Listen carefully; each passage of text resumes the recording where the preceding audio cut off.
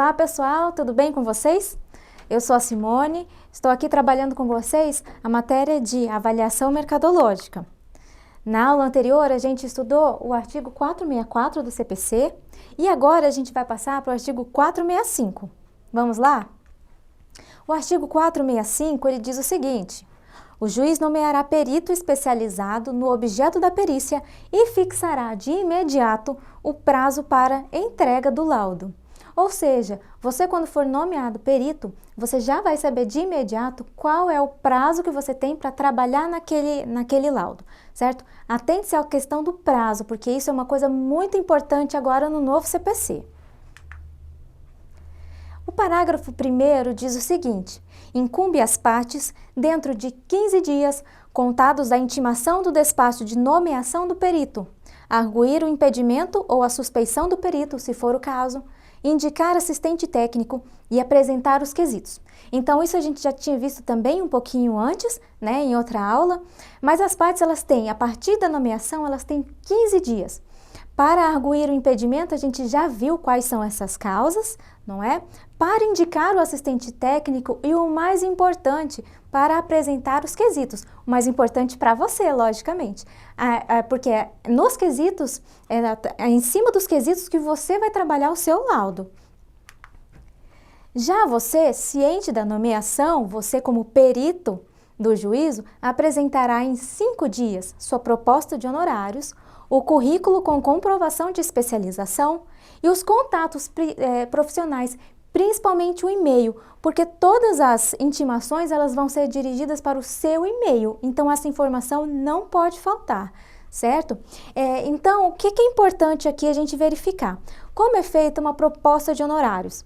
Lá no seu material, na sua apostila, você vê que tem um modelo de proposta de honorário lá, baseado nas horas gastas na avaliação e também no valor da hora técnica que você vai utilizar, certo? Então, os honorários, você vai conseguir montar os seus honorários sabendo quanto de tempo você vai utilizar trabalhando nesse laudo, certo? Quantas horas você vai gastar nesse laudo?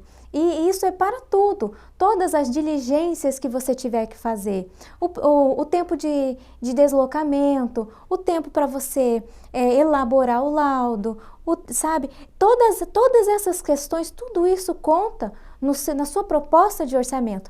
E que mais? Na sua proposta de honorários, desculpe. E o que mais? A resposta dos quesitos. Você vai precisar saber quanto tempo você vai gastar para responder aquela quantidade de quesitos.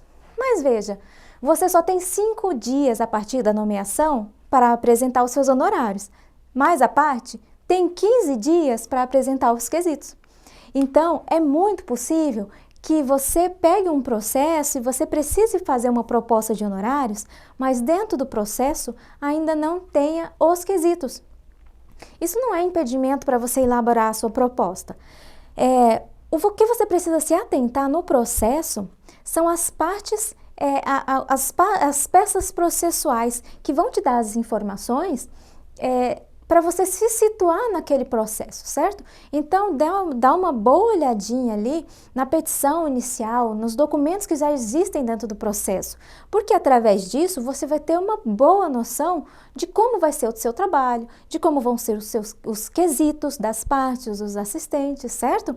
Então, não se preocupe muito com isso, mas se já tiver os quesitos, melhor ainda. Né? O currículo você já vai ter preparado, né? A gente já conversou do currículo que você vai apresentar para o juiz, né? E o endereço eletrônico. Apresente o endereço e esteja sempre de olho nos seus e-mails, né?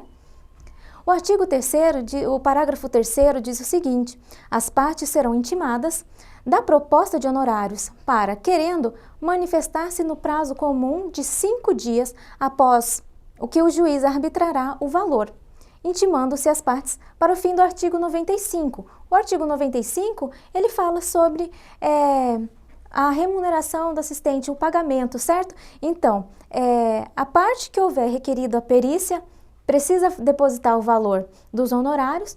Se a perícia foi determinada de ofício ou se ambas as partes quiseram a realização dessa produção, dessa prova, então vai ser metade para cada parte. Então é isso que o artigo 95 fala. Então veja, as partes elas podem se manifestar com relação aos seus honorários, certo? Mas é o juiz que vai arbitrar de fato o valor. O parágrafo 4º, ele traz a seguinte redação: o juiz poderá autorizar o pagamento de até 50% dos honorários arbitrados a favor do perito no início dos trabalhos, devendo o remanescente ser pago apenas ao final, depois de entregue o laudo e prestado todos os esclarecimentos necessários. Então, o que é importante aqui? Isso daqui, você veja, o juiz poderá autorizar, não é regra.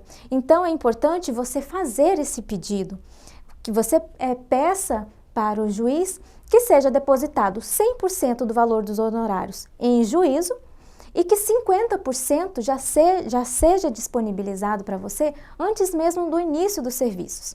Depois, quando você entregar o seu laudo, o juiz verificar que ele está bem redigido, que ele está bem claro, e aí você pode pedir os outros 50%. O parágrafo 5º nos fala que quando a perícia for inconclusiva ou deficiente, o juiz poderá reduzir a remuneração inicialmente arbitrada para o trabalho. Então, você veja como é importante você responder aos quesitos de forma clara, de forma coerente. É importante você não elaborar o seu laudo tendo dúvidas, não é? Porque isso pode sim afetar diretamente a sua remuneração. E quando tiver que realizar isso por carta, poder-se-á proceder à nomeação de perito e a indicação de assistentes técnicos no juízo ao qual se requisitar a perícia. Isso é no caso de cartas precatórias que são feitas em diferentes comarcas, certo? Então, esse é o artigo 465. É importante você dar uma revisada nele, dar uma olhada no próprio código, na sua apostila, dar uma olhada lá no final do seu material, lá onde eu falei que tem a proposta de honorários, como é calculada a sua hora técnica, certo? Então, a gente se vê na próxima aula, tratando do artigo 466. Até lá!